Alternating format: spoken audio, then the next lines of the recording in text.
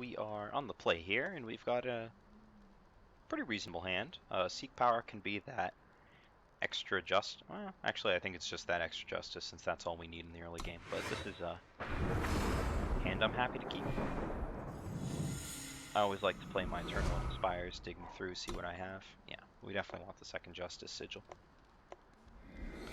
If our opponent's aggressive, which they are because all opponents are aggressive, we have the Lightning Storm, but we're going to hold on to it for a little bit better value than a 1-for-1, I think. We don't have to hold it too long, since we do have the Harsh Rule follow-up. Actually 2 now that I look at it. But a little bit more than a 2-1 is preferred.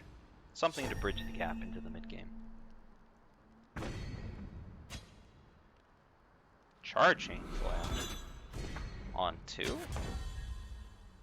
Our opponent is out of control. Alright, that's fine. We're going to hold on to Lightning Storm since we're not too worried about the 2-1. It's likely that he'll play other things on the board. If he's just playing the Charchain Flail to get in there, that's alright. I don't think we're going to take the damage, though. We will knock it off his head. If he doesn't play anything in the follow-up, we have the Rune Hammer. If he does, we have Storm. Storm. Alright, this is the Storm turn. It's just a 2-for-1, but we have a bunch of Harsh Rules as backup, and we don't want to leave a Quartermaster in play. We haven't seen whatever he's been Warcrying onto. Still not much. Sigil? Sigil. Alright. So we're sitting really pretty, because we've got a weapon in play, a torch ready to go for a counter weapon, which I do expect out of a deck that's playing multiple Ornate Quartermasters. Torch does not work the way that you think it does. Or, well, not that you think it does, the way that you would hope it would in this situation. Obsidian. There's the torch that we were expecting. But at least we got value out of our weapon, and we draw 2 cards out of his hand.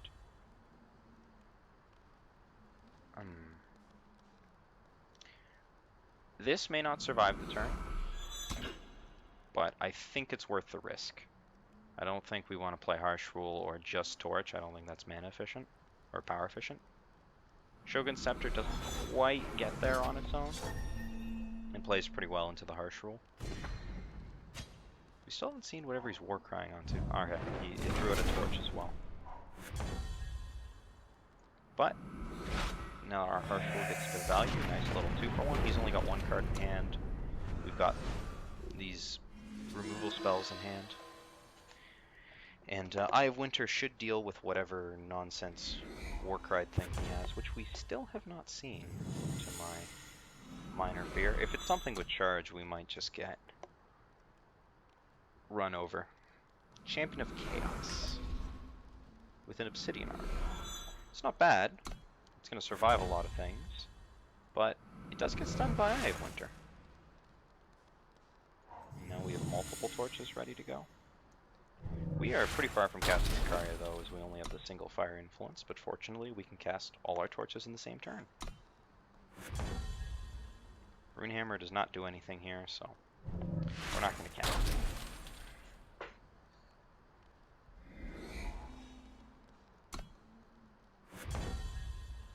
Rise. What do we want to rise for? Ordinarily you'd rise for Icaria, but I think in this situation we're actually going to do the niche play of rise for Staff. We're not looking to end the game immediately. We're looking to get value out of our Harsh Rule first. And we have enough power in order to play Staff and use Eye of Winter in the same turn. Whereas if we got one of the more expensive weapons, we'd still have to push through. Ooh. Okay. Glad we have the torch for that.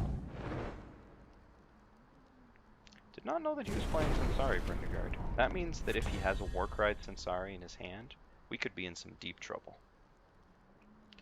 We will assume that either he doesn't, or looks like he's still holding up a torch because of that boss. We will assume that either he does not have a big Sensari Brindagard in hand that's been Warcried. Since it can't be that one, or would have had those Warcry bonuses, or that this Staff of Stories will draw it out. Now we don't have a Torch Up to protect this, but a 2/2 Bringard will not take it out. Okay, so now we've got the card draw going. And our first Fire Sigil, and that was a mistake.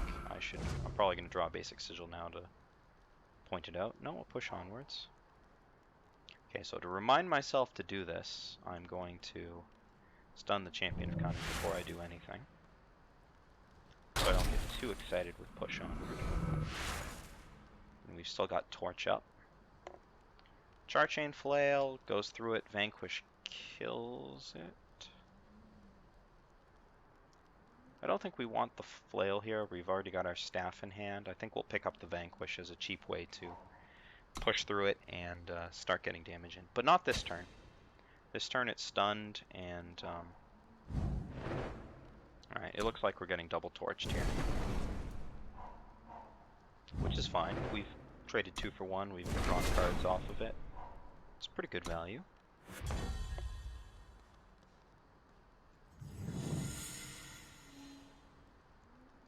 And is it worth vanquishing this? I think it is. He's just used 2 torches, so it's unlikely that he has a third one, and it's possible that the Ball Creep will start to chip it away at him. I'm not going to play the Rune Hammer, since I'd rather save it for removal, and keep Torch Up. Sparring Partner, interesting.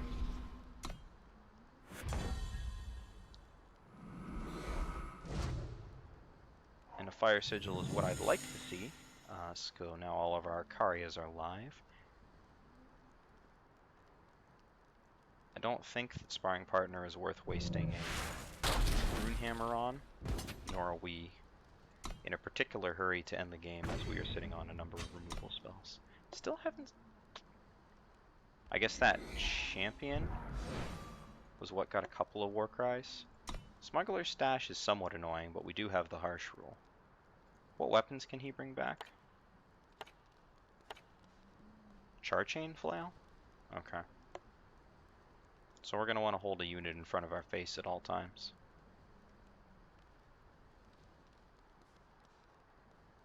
He may just play the Flail here.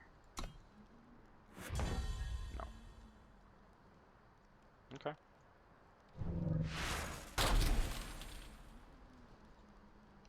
Oh dear. No, the Bringard's still in. Is that a quarter? He took Quartermaster and Champion, which is interesting. Which means that we don't have the danger of a huge Bringard coming our way, which is nice. Unless he happens to draw one. But it looks like he's going to be able to get some card draw value, and we will be exercising our Harsh Rule pretty shortly. That's the problem with these Stone Scar decks. If you don't finish them off eventually, they do have the late game.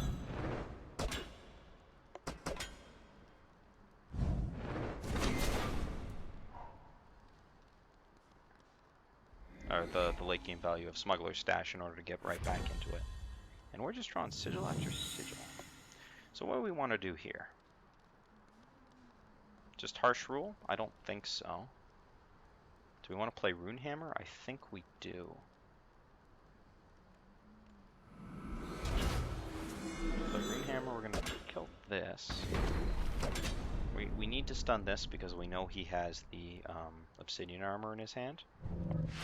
And if we want to hold on to this, we're going to need to hold this back. Or if we want to hold on to the Rune Hammer, we're going to need to hold back the Enforcer to trade with the potential 4/3 Oniron. There we go.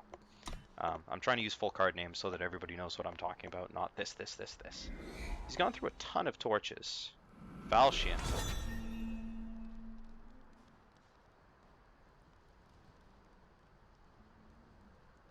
Is that worth blocking?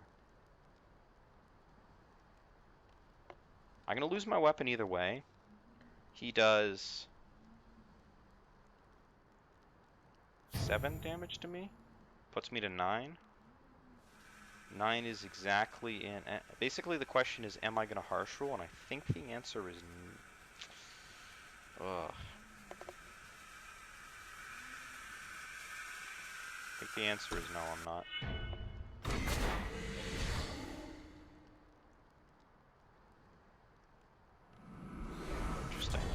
obsidian golem, and more power for me. Okay. I think at this point we'd like to draw a non-sigil card, but we are, with that extra health gain, we are priced into taking the 3 for 2 with Harsh Roll here.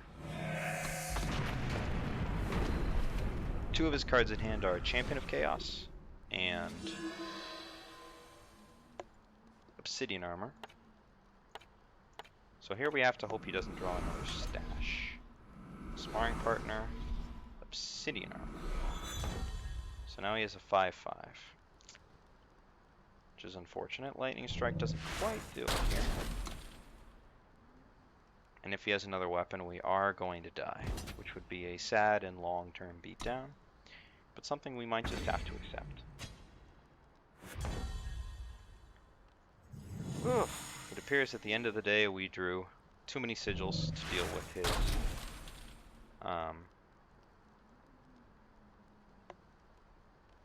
deal with his smuggler stash, and we are going to fall to the inevitable Sparring Partner overrun. Lightning Strike will not do it, but we will hurl one last spell triumphantly into the night and be taken out. So, mistakes there. I don't think that the Rise for Staff was a mistake per se, but we never actually drew one of our win conditions, and we drew a lot of sigils, which was unfortunate. I think we played our harsh rule correctly. We may have wanted to be a bit more aggressive with the Rune Hammer, but I'm not sure.